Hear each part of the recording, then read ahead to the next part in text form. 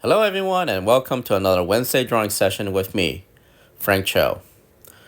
All right, it's a cold winter day. It's been snowing outside, so let's just get to it.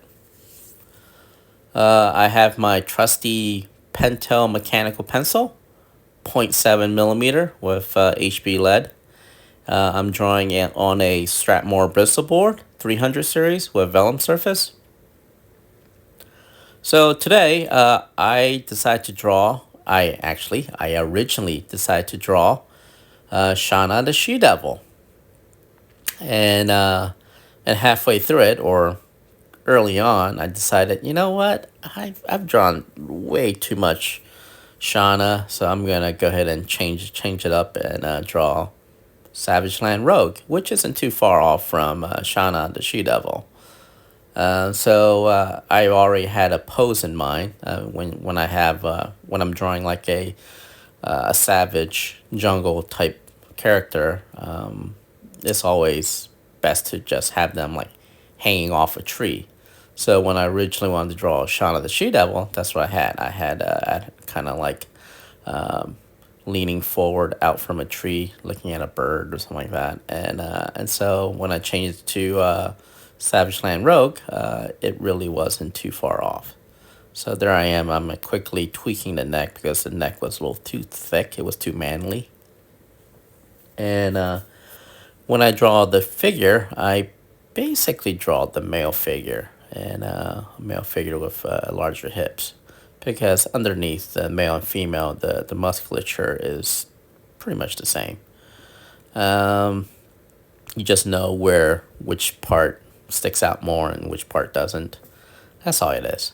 The human muscle structure is exactly the same between man and woman. And it's just that when you start adding the hips and the breasts and all that, that's when everything else kind of changes. And also, you have to make the women more slender, more graceful looking. But as usual, I would draw and redraw the figure over and over until I get the pose that I like. So that leg, I thought it was just a little bit too much, a little too squat. So I decided to extend it out a little bit to give it a little bit of more length.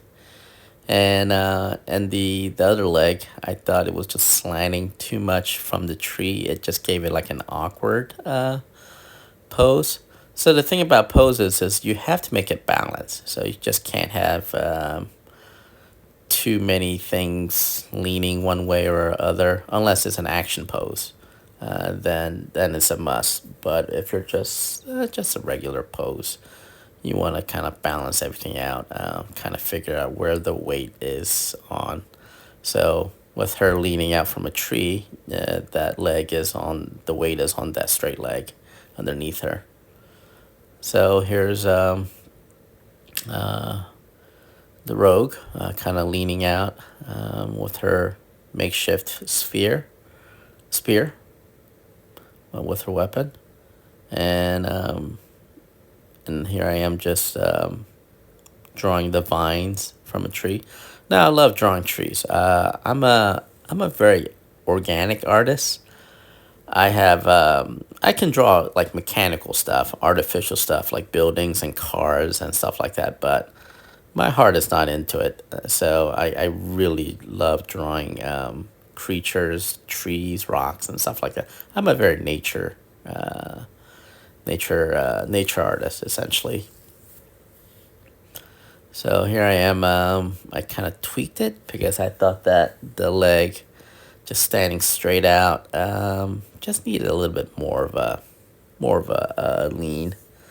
So I just have her kind of like leaning outward by leaning the leg, so you have her kind of like going forward slightly to kind of check out the little pterodactyl. And so I like that pterodactyl pose, but I decided to kind of like redraw it because it was just too close to her head and it's a little bit too big. So you just want to give it that separation between the main figure and the pterodactyl. So here I am, just kind of like you treat the pterodactyl like any other animal. I'm giving I give it like that kind of that bat-like wings. And those are always fun to draw. Drawing dinosaurs is always fun. I think the next one in the future, I should just draw a big giant T-Rex to show you guys, how I draw a T-Rex. So here it is. I'm drawing the little creature, and he's kind of like squawking. I guess maybe Rogue is a little too close to his nest. But she's kind of amused by it. And the hair. The hair is always important. Again, just don't try to draw the individual strands and all that. Just think of the hair as like a big giant mass. Just kind of. I like to think of it as almost like a like a clothes on a drapery. The hair and all that. So just really just kind of like figure out how the hair would accentuate the overall pose, will kind of add to the pose.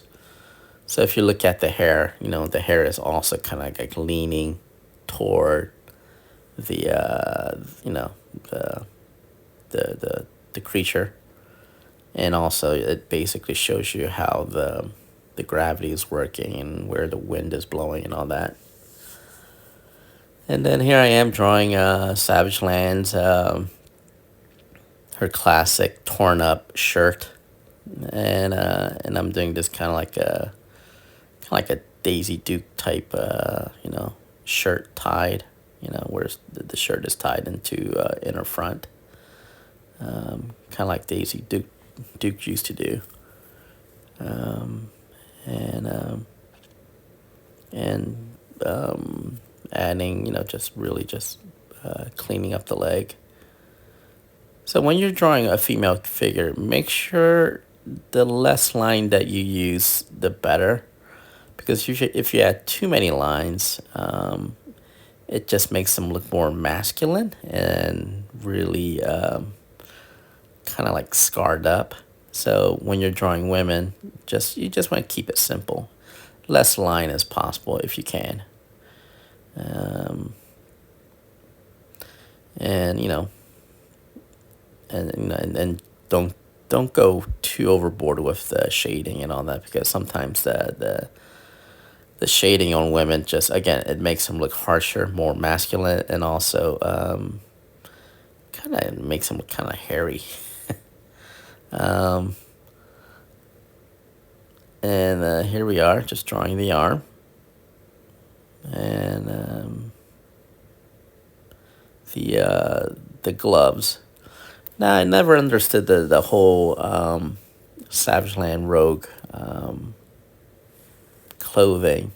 So there really isn't too much to it. Is her uniform just got all torn to shred, and she just kind of like turned it essentially into almost like a weird bikini with gloves and boots, tattered boots and all that. But overall, it's actually a fun character to draw. There's a certain castaway, surviving, roughing it feel to it, and those are always fun. I've always enjoyed writing and drawing these jungle survival type stories. They're just fun. Just you against nature. That's what essentially Shanna the She-Devil was. And same with Savage Land Rogue, where she's in Savage Land and she's kind of like, making the best out of it. For those who don't know, Savage Land is kind of like a lost continent in the middle of nowhere, completely isolated by snow and mountain peaks. And that's where, in Marvel Universe, that's where all the dinosaur and all these prototype creatures live.